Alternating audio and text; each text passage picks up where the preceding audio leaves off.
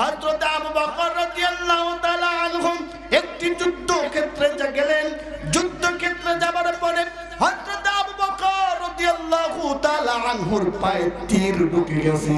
তীর ঢুকে যাবার পরেও তারা তো নামাজ ছাড়ে না, তারা নামাজে দাঁড়ায় গেল। সাহাবায়ে কেরাম আবু বকর নামাজের ভিতর দাঁড়ায় গেল। আমার নবী পিছন থেকে ডাক দিয়ে বলে, ও সাহাবী, আবু বকর যখন সিজদায় যাবে ওর পা থেকে তীরটা টান দিয়ে উঠাবে, জানো আবু বকর টেন না ভাই। হযরত আবু বকর নামাজে দাঁড়ায় গেলেন। আল্লাহর নবীর কথা অনুযায়ী একজন সাহাবী হযরত আবু বকরের পা থেকে তীর টান দিয়ে উঠালেন। আবু বকর রাদিয়াল্লাহু তাআলা আনহু টের পেলেন না। তাহলে আপনারা একটু বলেন তো, তারা নামাজের ভিতরে কেমন বিনয় ছিল। আমাদের পায়ে যদি একটা সুই ঢোকে, সুইর কথা বাদ দেন, মনে করেন আমরা সেজদায় গেলাম, পিছন থেকে একটা মশা আমাদেরকে কামড় দিছে, আমাদের কি সেই মশাদের কথা মনে থাকে? তাকে মানে ইমাম সাহেব সেজদায়, আমরাও সেজদায়, মশায় কামড় দিছে এমন ভাবে থাবা দেই, ইমাম সাহেব বয়তে সুবহান রাব্বিল আযীম বাদ, সুবহান রাব্বিল আ'লা বাদ দিয়ে সুবহান রাব্বিল আযীম কয় কিনা সেটা সন্দেহ লাগে, কথা কোন ঠিক কিনা। আমরা এমন নামাজি, কিন্তু না না না, এমন নামাজি আমাদের হওয়া যাবে না। আমাদের এমন নামাজি হতে হবে, মসজিদের পিছন থেকে বোম পড়বে, গুলির আওয়াজ আসবে, ওটাও আমাদের কানে আসবে না। খুশু খুশু শরীর আমাদেরকে নামাজ আদায় করতে হবে। আল্লাহ রাসূল বলেন, দুনিয়ার ভিতরে সর্বশ্রেষ্ঠ চোর হলো ওই ব্যক্তি। কোন ব্যক্তিকে আল্লাহ রাসূল চোর বললেন? যে ব্যক্তি নামাজের ভিতরে খুশু খুশু আদায় করে না, ওই ব্যক্তি হলো দুনিয়ার ভিতরে সর্বশ্রেষ্ঠ চোর। ও নাটোরের মুসলমান, তাহলে আল্লাহ রাসূল বললেন পৃথিবীর ভিতরে সর্বশ্রেষ্ঠ ব্যক্তি হলো চোর, ওই ব্যক্তি যার নামাজের ভিতরে খুশু খুশু থাকে না। তাহলে আপনারা বৃদ্ধ বাবারা, আমাদের গায়ে একটা মশা পড়লেও কিন্তু আমরা সে মশা মারি নামাজের ভিতরে। আবার অনেক অনেক মুরব্বী রয়েছে, না পারলাম না তো, শুধু মশায় কামড়ায় নামাজের ভিতরে, এমন বলে কি বলে না? আপনাদের নাটোরে না বললে আমাদের খুলনাতে আছে, অনেক মুসল্লি আছে, অনেক বৃদ্ধ বাবা বুঝে না তো, ওই একটু চাপাচাপ হয়ে গেল সে নামাজের ভিতরে এরকম করতে থাকে। কিন্তু এইরকম নামাজ তো আল্লাহ তাআলার দরবারে পছন্দনীয়, বরঞ্চ এই নামাজ আমাদের জন্য মুসিবত নিয়ে আসে, কথা কোন ঠিক কিনা। কিন্তু আমাদেরকে এমন ভাবে নামাজ আদায় করতে হবে, হযরত আবু বকরের মতো পায়ে তীর ঢুকে যাবে, সাহাবারা তীর উঠায়, আবু বকরও টের পায় না। কিন্তু আমরা এমন মুসলমান, মসজিদে নামাজ পড়তেছি, বাইরে গান চলতেছে, বাজনা চলতেছে, তাও আমরা মসজিদের ভিতরে বসে সালাম ফিরানোর আগেই বলি, না রে না, বাইরে এত গান বাজনা কেন? এরকম কি নামাজ পড়া যাবে? নামাজ পড়বো, মনে করেন এই যে চেয়ারম্যান সাহেব, ধরে নেন এই যে চেয়ারম্যান সাহেব পাশে বসা, আপনি এখানে এসে দাঁড়াইলেন চেয়ারম্যান সাহেবের সামনে, এখন ওনার সামনে দাঁড়ায় কি আপনি গা হাত চুলকাবেন, ড্যান্স দেবেন, নাচ দেবেন, এরকম কি হয়? একটা আওয়াজ দেন, কেন হয় না? উনি একজন চেয়ারম্যান আপনার ইউনিয়নের, তাই না? উনি একজন সম্মানিত ব্যক্তি, ঠিক কিনা? সম্মানিত ব্যক্তিকে তো অবশ্যই আমার প্রয়োজন হয়, হয় কি হয় না? চেয়ারম্যান সাহেব, মেম্বার সাহেব, এদেরকে আমাদের প্রয়োজন হয় কি হয় না? অবশ্যই প্রয়োজন হয়। নাটোরের বন্ধুগণ আমার, আপনার এলাকার চেয়ারম্যান মেম্বারকে যেমন ভাবে আমাদের অবশ্যই আমাদের দরকার হয়, আল্লাহ তাআলাকে আমাদের দরকার, কথা কোন ঠিক কিনা। আমরা যখন নামাজে দাঁড়াই তখন আমাদেরকে অবশ্যই মনে মনে ভেবে নিতে হবে, আমি আল্লাহর সামনে দাঁড়িয়েছি। আমরা তো ইমানদার মানুষের সামনে বলতে পারি আমরা ইমানদার, কিন্তু এমন ইমানদার নামাজে দাঁড়ানোর পরে আমাদের মোবাইলটা বাজতে থাকে, আমরাও কিন্তু সেই মোবাইলটা বন্ধ করে দেই। তাহলে এটা কিন্তু আল্লাহ তাআলাকে পাবার কোনো কিছু এখান থেকে প্রমাণ হয় না। আরে আল্লাহ তাআলাকে যদি পেতে হয়, আল্লাহ তাআলার কাছে যদি জান্নাত চাইতেই হয়, আল্লাহ তাআলার কাছ থেকে যদি কবরের আযাব থেকে রক্ষা যদি পেতেই হয়, আল্লাহ তাআলার সামনে আপনাকে আমাকে এমন ভাবে দাঁড়াতে হবে যাতে আমি আপনি মনে করব আল্লাহ তাআলা আমার সামনে দাঁড়িয়ে রয়েছে। আর এতটুকু যদি না ভাবতে পারি, অবশ্যই যেন মনে মনে এটা ভেবে নেই আল্লাহ তাআলা অবশ্যই আমাকে দেখতেছেন। আর আল্লাহ তাআলা যেহেতু দেখতেছেন, কিয়ামতের ময়দানে আল্লাহ রাসূল বলেন আউয়ালু মা ইউহাসাবু বিহিল আবদু ইয়াউমাল কিয়ামাতিস সালাহ। কিয়ামতের দিবসে, কিয়ামতের দিন ও নাটোরের মুসলমান, আল্লাহ তাআলা সর্বপ্রথম নামাজের হিসাব নিবে। আল্লাহ তাআলা সর্বপ্রথম কিসের হিসাব নিবে? একটু আওয়াজ দিয়ে বলেন, কিসের হিসাব নিবে? আল্লাহ তাআলা অবশ্যই সর্বপ্রথম আমাদের কাছ থেকে নামাজের হিসাব নিবে। একটু ভাবেন, যদি কিয়ামতের ময়দানে নামাজের হিসাব যদি আমরা প্রথমে যদি আটকে যাই, তাহলে আমাদের অবস্থাটা কি হবে? তাহলে আগামীতে সামনে আমাদেরকে যেসব আল্লাহ তাআলা যে বিচারগুলো নেবে, এই বিচার তো আমাদের পক্ষে দেওয়া সম্ভব হবে না, হবে নাকি? যেখানে আল্লাহ তাআলা সর্বপ্রথমে আমাদেরকে নামাজের হিসাব নিবে, ওই নামাজের হিসাবে যদি আমরা আটকে যাই, তাহলে তো সামনে হিসাবগুলো আমাদের জন্য মুসিবত ডেকে আনবে। কথা গান ঠিক কিনা? এর জন্য অবশ্যই আমাদেরকে যখন আমরা নামাজে দাঁড়াবো, অবশ্যই আমরা খুশি খুশি সহিত নামাজ আদায় করব। নামাজে দাঁড়ানোর পরে আমাদেরকে এদিকে সেদিকে তাকানো যাবে না, এদিকে সেদিকে তাকানো যাবে না। এবং আমাদের গায়ে যদি কোনো মশা মাছি পড়ে, সেইটাও মারা যাবে না। আমাদেরকে অবশ্যই মনে রাখতে হবে আমরা আল্লাহ তাআলার সামনে দাঁড়িয়েছি। কথা ঠিক কিনা? এবার আসলে আল্লাহ তাআলা বলেন ওয়াল্লাযীনা হুম আনিল লাগওয়ি মুরিদুন। আল্লাহু আকবার। মুমিন হলো তারা যারা অযথা অনর্থক কথাবার্তা থেকে বিরত থাকে। নাটোরের বন্ধুগণ আমার, আপনারা একটু বলেন তো, আমরা কি সব সময়ের জন্য অনর্থক কথাবার্তা থেকে বিরত থাকতে পারি? পারি না। আল্লাহর নবী সাল্লাল্লাহু আলাইহি ওয়াসাল্লাম সব সময়ের জন্য অনর্থক কথাবার্তা থেকে বিরত থাকতেন। থাকতেন কি থাকতেন না? তাহলে দেখুন আল্লাহ তাআলা বলেছেন নবীর ভিতরে যে গুণগুলো রয়েছে, এই গুণগুলো যদি মানুষের ভিতরে থাকে, তাহলে ওই মানুষটা আল্লাহর জান্নাতে হয়ে যাবে। এক নম্বরে বললাম আল্লাযীনা হুম ফি সালাতিহিম খাশিউন, যারা তাদের নামাজের ভিতরে বিনয় হয়, যারা খুশু সহিত নামাজ আদায় করে। আল্লাহর নবীর ভিতরে, আল্লাহর নবী যখন নামাজ দাঁড়াতেন তখন তো তার ভিতরে বিনয় থাকতো। কথা কোন ঠিক কিনা?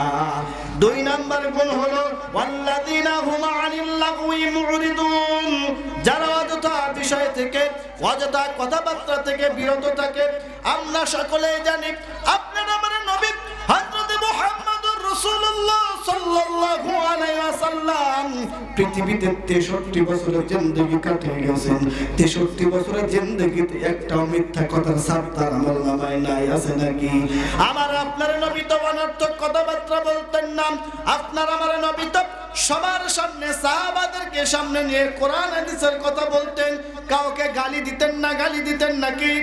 আর আজ আমরা নাটোরের এই মাটিতে, আজ আমরা দুনিয়ার এই ময়দানে আমাদের যদি কোনো শত্রু থাকে, তার বিষয়ে যত অনর্থক কথাবার্তা আমরা বলতে থাকি। কথা কোন ঠিক কিনা? আজ যদি আমার কোনো শত্রু থাকে, আজ আমার বিপক্ষে কোনো ব্যক্তি যদি কথা বলে, আমিও তার বিপক্ষে কথা বলতে থাকি, আমি তাকে গালি দিতে থাকি, তার নামে যত ফায়সা কথা আছে সব বলতে থাকি কি থাকি না? কিন্তু আল্লাহর নবী তো করতেন না। আরে আপনার আমার শত্রু তো বাহিরের শত্রু, কিন্তু আল্লাহর নবীর শত্রু তো ছিলেন তার ঘরের শত্রু। কথা কোন ঠিক কিনা? আল্লাহর নবীর শত্রু তো ছিলেন তার চাচারা, আল্লাহর নবীর শত্রু তো ছিলেন তার চাচিরা, আল্লাহর নবীর শত্রু তো তার আপন শত্রু ছিল। কিন্তু আপন শত্রু আবু জেহেল, আবু লাহাব, উতবা, সাইবা, এরা তো আল্লাহর নবীকে মেরে ফেলার জন্য কত আশঙ্কা করতেন, মেরে ফেলার জন্য কত প্রজেক্ট তারা হাতে নিতেন। কিন্তু আল্লাহর নবী তো তাদের বিরুদ্ধে কোনো কথা বলতেন না, তাদের বিরুদ্ধে কোনো ফায়সা কথা বলতেন না। আর আজ আমরা দুনিয়ায় আপনার আমার বিপক্ষে যদি কোনো মানুষ কথা কয়, তাহলে ওর বিরুদ্ধে আমরা একদম হুঙ্কার উঠাই দিই, কথা কোন ঠিক কিনা? ও নাটোরের মুসলমান, নাটোরের প্রাণপ্রিয় বন্ধুগণ আমার, না না না, মানুষের শত্রু থাকবে, মানুষের ভালোবাসার মানুষও থাকবে, কিন্তু মানুষ মানুষকে দিয়ে মানুষের মন জয় করবে ভালোবাসা দিয়ে। আল্লাহর নবী তো প্রত্যেকটা মানুষকে ভালোবাসা দিয়ে প্রত্যেকটা মানুষের মনকে জয় করেছেন, কথা কোন ঠিক কিনা? আরে মানুষের হাত থেকে ক্ষমতা ছিনিয়ে নিতে হবে ভালোবাসা দিয়ে, কথা কোন ঠিক কিনা? আল্লাহর নবী সাল্লাল্লাহু আলাইহি সাল্লাম তো রাজনীতি করতেন, সে তো রাষ্ট্রনায়ক ছিলেন, সে তো বাতিলদের হাত থেকে রাষ্ট্রকে ছিনিয়ে নিয়েছে ভালোবাসা দিয়ে নাকি গালাগালি দিয়ে? একটু কথা কন তো, আর একটু জোরে কন, কি দিয়ে? আর ভালোবাসাটা দিতেন কি দিয়ে? এই কোরআন দিয়ে ভালোবাসা দিতেন। আমাদেরকে মানুষকে কোরআন দিয়ে ভালোবাসা দিতে হবে, কথা কন ঠিক কিনা? যুবক ভাই যারা রয়েছে, ও প্রাণ প্রিয় যুবক ভাই, আমিও তো তোমার মতো একজন যুবক সন্তান। আমি সেই খুলনা থেকে তোমার অঞ্চলে নাটোরে কোরআনের দাওয়াত নিয়ে এসেছি। আমি তো গালি দেওয়ার উদ্দেশ্য তোমার এলাকাতে আসি নাই, আমি তো কোনো গালি দেওয়ার জন্য তোমার এলাকাতে আসি নাই।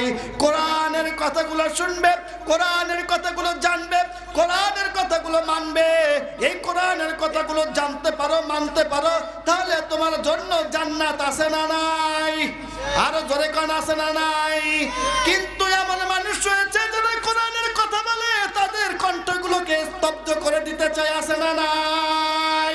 আমরা বিগত বছরগুলোতে দেখেছি যারা কোরআনের কথা বলতো তাদের উপরে স্টিম রোলার চলতো, আর এখনো পর্যন্ত দেখছি অনেক মানুষ রয়েছে যারা কোরআনের হক কথাগুলো মানুষের সামনে তুলে ধরতে চায়, এখনো পর্যন্ত তাদের কণ্ঠগুলোকে স্তব্ধ করে দিতে চায়, আছে না নাই? আমরা কি একটু অঙ্গীকারবদ্ধ হতে পারি না? এই কোরআনের বিরুদ্ধে যদি কোনো নাস্তিক কথা কয়, এই কোরআনের বিরুদ্ধে যদি কোনো বেঈমান কথা কয়, তাহলে জিহ্বাকে বামাতে টেনে কুকুরকে নাস্তা করতে কে কে রাজি আছে? দুটি হাত একটু দেখতে চাই।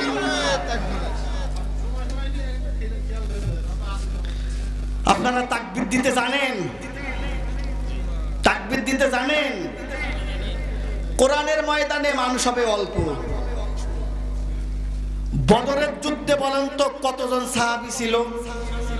313 জন। কাফেরদের সংখ্যা ছিল কতজন?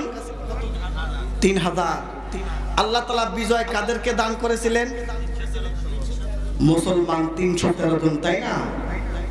তাহলে কোরআনের মাহফিলগুলোতে মানুষ হবে 313 জন, আর কোরআনের মাহফিলগুলো বন্ধ করতে যাবে 3000 বেঈমান, কথা কোন ঠিক কিনা?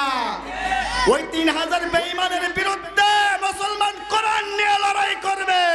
আল্লাহ তাআলা কোরআনের অঙ্গীকারবদ্ধ হয়েছে, আল্লাহ তাআলা এই কোরআনের জন্য 313 জনকে বাংলাদেশে আবারও বিজয় দান করবে, কথা কোন ঠিক কিনা?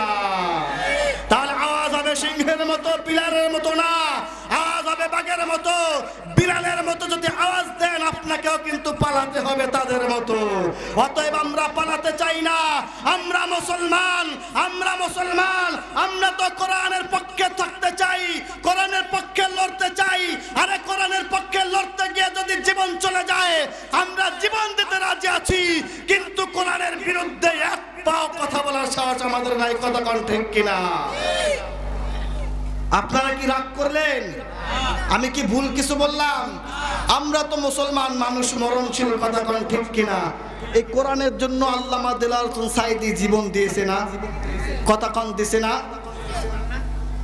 আল্লামা দেলাওয়ার হোসেন সাঈদী রাহিমাহুল্লাহ সে বলেছিল, আল্লাহ কোরআনের আইন বাংলাদেশে প্রতিষ্ঠিত যদি হতে রক্ত দিতে হয়, সবার আগে আমার রক্তটাই নিও। তা আল্লাহ তাআলা তার রক্ত নিছে কি নিছে না? দোয়া কবুল করছে কি করছে না? এবং বলেছে, আল্লাহ তুমি এই বাংলাদেশের কোরআনের আইন তুমি শাসন করে দিও, শাসন কায়েম করে দিও। আমরা আশাবাদী আল্লাহ তাআলা যখন একটি দোয়া কবুল করেছেন, ওই কোরআনের পাখির আর একটা দোয়া কবুল করবে, করবে কি করবে না বলেন? আর এই দোয়া কবুল হোক আপনারা চান কি চান না? কারা কারা চান একটু দুই হাত দেখতে চাই, নারায়ে তাকবীর। তাহলে আসুন আল্লাহ তাআলা এবার বলেন মুমিনের 3 নম্বর গুণ। রব্বে কাবা বলেন, ওয়াল্লাযীনা হুম লিয-যাকাতি ফাইলুন, যারা যাকাত আদায় করে থাকে। মুমিনের 3 নাম্বার গুণ হলো যারা যাকাত আদায় করে থাকে। নাটোরের বন্ধুগণ আমার, আপনারা একটু বলেন তো আমরা মানুষকে যাকাত দেই কি দেই না? আরো জোরে কোন দেই কি দেই না? আমরা কেমন যাকাত দেই? আমরা একটা পুরুষদের জন্য লুঙ্গি দেই, আমরা মহিলাদের জন্য একটা শাড়ি দেই, দেই কি দেই না? কিন্তু আমরা এমন যাকাত দেই, যে ব্যক্তি লুঙ্গি দান করলো, লুঙ্গি দেওয়ার পরে একবারে বেশি দুইবারে সে ওই লুঙ্গির ব্যবহার করতে পারে। যে শাড়ি দান করলো, ওই শাড়ি একবারে বেশি দুইবার ব্যবহার করতে পারে। কিন্তু যাকাতের বিধানটা তো লুঙ্গি আর শাড়ির উপরে নয়। যাকাতের বিধানটা এমন, আমার মাইকের আওয়াজ যত দূর যায়, যারা যাকাত প্রার্থী রয়েছেন, যারা যাকাত দেন, একটু ভালো করে শুনেন। মুফতি সাহেব আমার পরে আলোচনা করবেন, মাসালা তার কাছ থেকে ভালো করে জেনে নেবেন। আমি ছোট্ট মানুষ, আপনাদেরকে একটু টাচ দিয়ে যাচ্ছি। যাকাতের বিধানটা কেমন হবে? যাকাতের বিধানটা এমন হবে, আল্লাহর নবীর জামানায় এক ব্যক্তি একটি ব্যাগে করে এক ব্যাগ ভর্তি টাকা নিয়ে রাস্তায় চলছেন। 3 দিন চলতেছিলেন। কয়দিন একটু বলেন তো? 3 দিন চলতেছিলেন। টাকার ভিতরে ওই যে টাকাগুলা ছিল, টাকাগুলা যাকাতের টাকা ছিল। মানুষকে দান করবে, মানুষকে যাকাত দিবে। কিন্তু 3 দিন ব্যাগের ভিতরে টাকা রেখে ঘুরতেছে অলিতে গলিতে, মক্কার শহরে এদিকে সেদিকে ঘোরাফেরা করছে, কিন্তু এমন কোন মানুষ পায় না যাকে যাকাত দিবে। রাস্তায় ইতিমধ্যে এক ব্যক্তির সাথে দেখা হয়ে গেল। যে ব্যক্তির সাথে দেখা হয়ে গেল, ওই ব্যক্তির মাথায় ছিল একটি বস্তা, তার জামাটা একটু ময়লা ধরনের ছিল।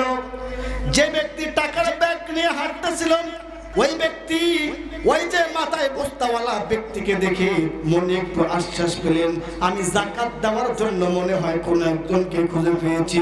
ওই ব্যক্তির কাছে গিয়ে বলে, রে ভাই, আপনি একটু দাঁড়ান, আপনার পোশাকটা ময়লা, মাথায় একটা বস্তা দেখি, হয়তোবা আপনি মাঠ থেকে কাজ করে বাড়িতে ফিরতেছেন। আমার এই যে ব্যাগের ভিতরে কিছু টাকা রয়েছে, টাকাগুলো আপনি নিয়ে যান। ওই ব্যক্তি বললেন, এটা কিসের টাকা রে ভাই? ব্যাগওয়ালা বলল, ভাই আমার এটা হলো যাকাতের টাকা। যেই ব্যক্তির মাথায় বস্তা ছিল সে ধমক দিয়ে বলে, রে মিয়া, তুমি আমাকে যাকাতের টাকা দিচ্ছ, আমার মাথার দিকে একটু তাকিয়ে দেখো, আমার মাথার উপরে যে বস্তা দেখতেছো, এই বস্তা ভর্তি টাকা। আমি আজ 1 সপ্তাহ ধরে এলাকাতে ঘুরতেছি, যাকাত দেওয়ার মতো আমি মানুষ পাই না। ও নাটোরের মুসলমান, আল্লাহর নবীর জামানায় যাকাতের সিস্টেমটা এমন ছিল, মানুষ টাকা নিয়ে ঘুরতো, যাকাত দেওয়ার মানুষ পেত না। আর আজকে আমাদের সমাজের মানুষ, আল্লাহ তাআলা ধন সম্পদ তো আল্লাহ তাআলার পক্ষ থেকে একটি রহমত, আর ধন সম্পদ একটু এটা আল্লাহ তাআলার পক্ষ থেকে আপনারা আমার কাছে আমানত। যাকাতের টাকা, এই যাকাত এটা তো গরিবের হক। এই যাকাতের টাকা, যাকাত এটা হলো গরিবের হক। আজকে বাংলাদেশে এই 56,000 বাংলাদেশের কথাই বলি, 56,000 বর্গ মাইলের বাংলাদেশে যারা ধনী ধনাঢ্যবান ব্যক্তি রয়েছে, তারা যদি যাকাতের টাকাগুলো আজকে ঠিক মতো দিত, তাহলে আজকে আমাদের সমাজে কোনো ফকির মানুষ বসবাস করতো না। করতো? রসুলের জামানা যাকাতের টাকা নিয়ে মানুষ ঘুরতো, যাকাত দেওয়ার মানুষ পেত না। আর আজ আমরা 1 লাখ টাকায় 2,500 টাকা, এটা কোনো টাকা? 1 লাখ টাকায় 2,500 টাকা, এটা কোনো টাকা বলেন? আজ আমরা সেই টাকা দিতে চাই না, বরঞ্চ বলি কেন টাকা দেব, আমার কষ্টের টাকা। অথচ এই ধন সম্পদ তো ওই যে ব্যক্তি যাকাত দিল না, এটা তো তার জন্য কিয়ামতের ময়দানে সাপ হয়ে দাঁড়াবে। কথা কোন ঠিক কিনা? তাহলে আমাদের যাকাতটা কেমন হবে? লুঙ্গি দেওয়ার চলবে না, শাড়ি দেওয়ার চলবে না। রাতের আধারে যারা যাকাত প্রার্থী রয়েছে, যারা যাকাতের হকদার, ও ধনাঢ্য মূল্যবান ব্যক্তিগণ আমার, আজকের এই নাটোরের ময়দান থেকে, আজকের তাফসীর থেকে আপনাদের কাছে মেসেজ দিয়ে গেলাম। আমি ছোট্ট রাসেল আপনাদেরকে মেসেজ দিয়ে গেলাম, নাটোরের বন্ধুগণ আমার, যাকাতের টাকাটা একটু ভালোভাবে পরিশোধ করেন। কারণ আপনি নামে মুসলমান হতে পারেন, আপনি সবকিছু বিশ্বাস করে ইমানদার হতে পারেন, কিন্তু আল্লাহ তাআলা যে মুমিনের কথাগুলো কোরআনের ভিতরে বলছেন, এই মুমিনের গুণগুলো যদি আপনার ভিতরে যদি না থাকেন, তাহলে তো আপনি সফলকাম মুমিন হতে পারবেন না। এর জন্য 3 নাম্বার বিধান হলো যাকাত। অবশ্যই মানুষের যাকাতের টাকাটা আপনি মানুষের দরজায় দরজায় গিয়ে দিবেন, এটা আপনার জন্য লাভ হবে। কথা কোন ঠিক কিনা? আল্লাহ তাআলা বলেন, ইয়া আইয়ুহাল্লাযীনা আমানু লা তুলহিকুম আমওয়ালুকুম ওয়ালা আওলাদুকুম আন যিকরিল্লাহ। তোমরা তোমাদের সন্তান সন্ততি, তোমাদের ধন সম্পদ, এই ধন সম্পদ আর সন্তান সন্ততি যেন আমি আল্লাহ তাআলার ইবাদত থেকে তোমাদেরকে যেন গাফেল না করে, এদিকে অবশ্যই তোমরা মনে রাখবা। তাহলে আল্লাহ তাআলার ইবাদতের ভিতরে যাকাতের বিধানটা আছে না নাই? একটু আওয়াজ দিয়ে বলেন আছে না নাই? অবশ্যই আমাদেরকে নামাজের পাশাপাশি অবশ্যই আমাদেরকে যাকাতটাও আমাদেরকে পাই টু পাই আদায় করতে হবে। কথা কোন ঠিক কিনা? আল্লাহ তাআলা বলেন, ওয়াল্লাযীনা হুম লিফুরুজিহিম হাফিজুন। মুমিনের 4 নাম্বার গুণ, মুমিনের 4 নাম্বার গুণ হলো যারা নিজেদের কামনার স্থানকে হেফাজত রাখবে। যুবক ভাই যারা আছেন একটু খেয়াল করবেন, বৃদ্ধ বাবাদের কথা বাদ, এখন আসেন যুবকদের আলোচনা হবে। যুবক কারা কারা আছে একটু হাত দেখতে চাই, নারাই থাকবেন। আলহামদুলিল্লাহ। যারা যুবক আছেন এবার যুবকের ওয়াজ, আমার মা বোনেরা আসছে, মা বোনদের জন্য মা ভালো করে শুনেন। যুবতী বোন আমার, হ্যাঁ তাই আলহামদুলিল্লাহ। এবার আসুন, মা বোনেরা তো ছিল দেশের সরকার, তাদের পক্ষেও কিছু ওয়াজ করা দরকার। দরকার না দরকার নেই বলেন? আছে। ভালো করে শুনো মা, পর্দার আড়ালের মা গো, আমি তো তোমাদেরই সন্তান। ও আমার বোন, আমি তোমাদেরই ছোট ভাই। খুলনা থেকে তোমার এলাকাতে কোরআনের দাওয়াত নিয়ে এসেছি রে মা। পর্দার আড়ালের মা, আমার প্রাণপ্রিয় কলিজার যুবক ভাইরা, আমি আপনাদের মতো যুবক সন্তান। আমি আপনাদেরকে আল্লাহ তাআলার এই আয়াত থেকে এবার জানাতে চাই, রব্বি কাবা বলেন, ওয়াল্লাযীনা হুম লিফুরুজিহিম হাফিজুন। যুবক ভাই ও যুবতী বোন, সময়টা মোবাইলের পিছনে আর খরচ করিও না।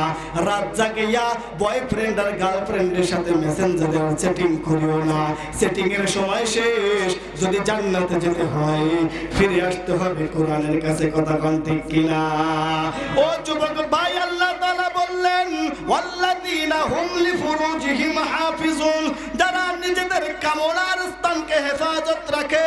মুমিনের 4 নাম্বার গুণ হলো যারা নিজেদের কামনা বাসনার স্থানকে হেফাজত রাখে। যুবক ভাই, অবশ্যই আমাদেরকে সাহাবাদের মতো মডেল হতে হবে। আমি এখানে যেহেতু মা বোনের আসছে, মা বোনদের পক্ষে একটা হাদিসের কথা বলতে চাই। আল্লাহর রাসূল বললেন, আল মারআতু ইযা সাল্লাত খামসাহা ওয়া সামাত শাহরাহা ওয়া আহসানাত ফারজাহা ওয়া তাআত বা'লাহা ফালতাদখুল মিন আবওয়াবিল জান্নাতি শাআত আও কামা ক্বালা an-নাবী সাল্লাল্লাহু আলাইহি ওয়াসাল্লাম।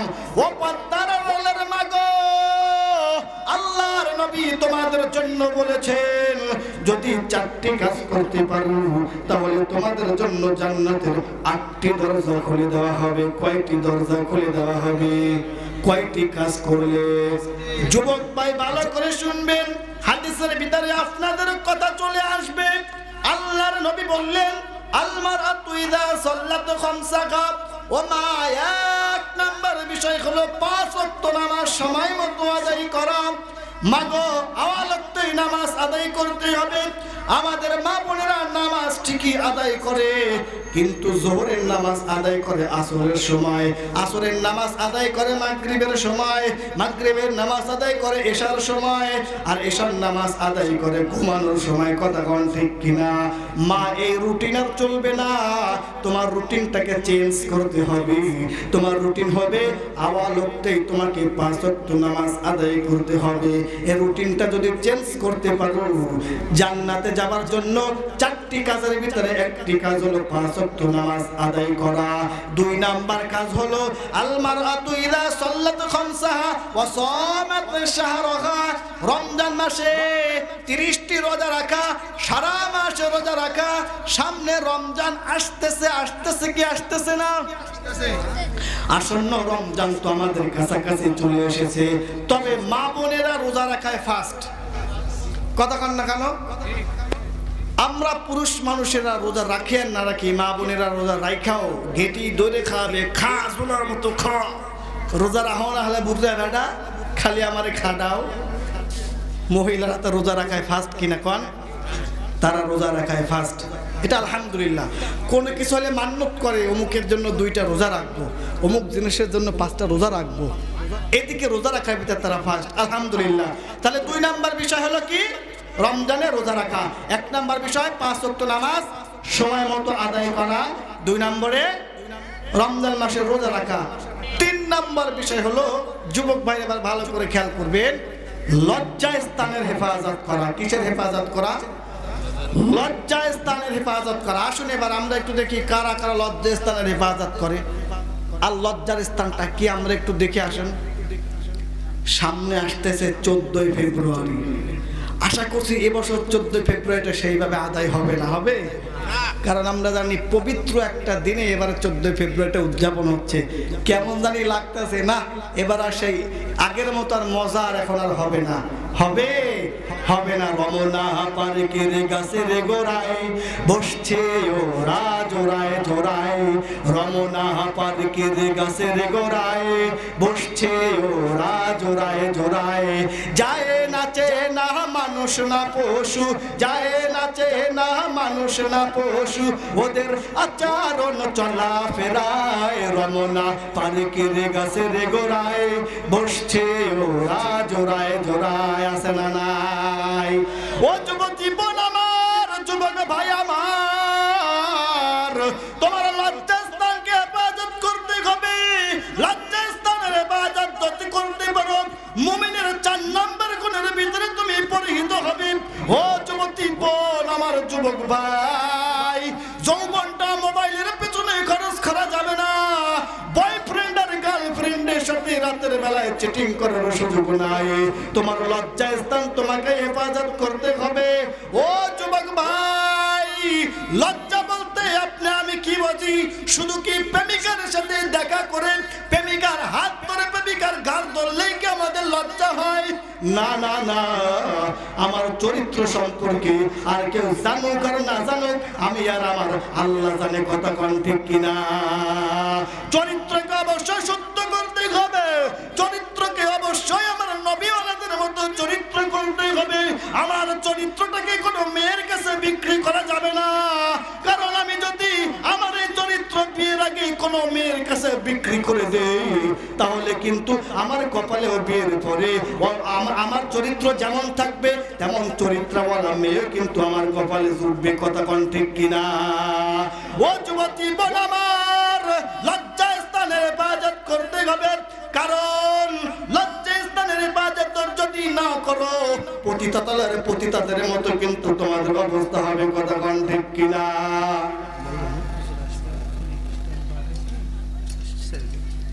বন্ধুগণ আমার, আমাদেরকে অবশ্যই লজ্জা স্থানের হেফাজত করতে হবে। আমাদেরকে পরপুরুষের সাথে কথা বলা যাবে না। লজ্জা স্থানের অনেক নিয়ম কানুন রয়েছে, সব কিছু বলার সময় আমার নেই। ছোট্ট মানে যতদূর বুঝি ততদূর আপনাদেরকে বোঝানোর চেষ্টা করি। জ্ঞানী যারা বোঝে তারা শুধু ইশারায়, অবুঝকে যায় না বোঝানো হাজারো কথায়। যারা জ্ঞানী তারা অল্প কথায় কিন্তু সবকিছু বুঝে নিবেন। আমার বন্ধুগণ, মহিলাদের 4টি কথা বলেছিলাম। 3 নাম্বার কথা হলো লজ্জাস্থানের হেফাজত করা। মাগো 4 নাম্বার বিষয় হলো স্বামীর খেদমত করা। কার খেদমত করা? আমাদের মা বোনেরা, আমাদের ভাবিরা ভাইদের খেদমত কি ভালোভাবে করে? এমন করা করে যা মানুষের সামনে প্রকাশ করা যায় না। কথা কোন ঠিক কিনা? সংসারটাকে জান্নাতি সংসার বানাতে হবে। যুবক ভাই, জান্নাতি সংসার বানাতে আপনার ভূমিকা অবশ্যই পালন করতে হবে। কি দিয়ে? আমার স্ত্রীর তরকারি কুটবে, অবশ্যই সময় পাইলে তাকে আমিও তরকারি কুটে দেব। এটা হলো রাসূলের সুন্নাত। আর আমাদের সমাজ বলে যদি কোনো স্বামী স্ত্রীর কাজে হেল্প করে তাহলে সমাজ বলে ওই ছেলেটা বউ পাগল হয়েছে। এমন সমাজের কপালে পিছামারি। কথা কোন ঠিক কিনা?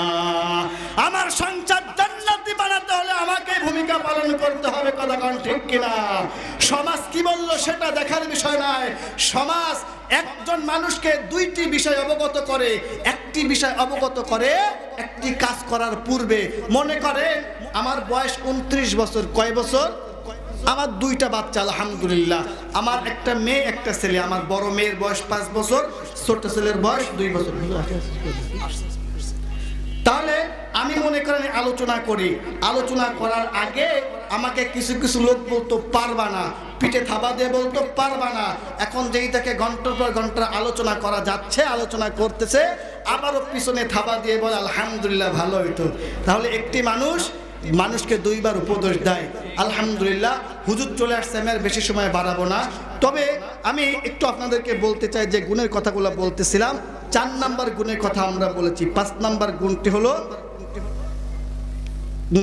4 নাম্বার যারা নিজেদের কামনার স্থানকে হেফাজত রাখে। 5 নাম্বার হলো তাদের স্ত্রী এবং দাসী ছিল সেই জামানায়। এখন তো সেই দাসীর প্রথা নেই।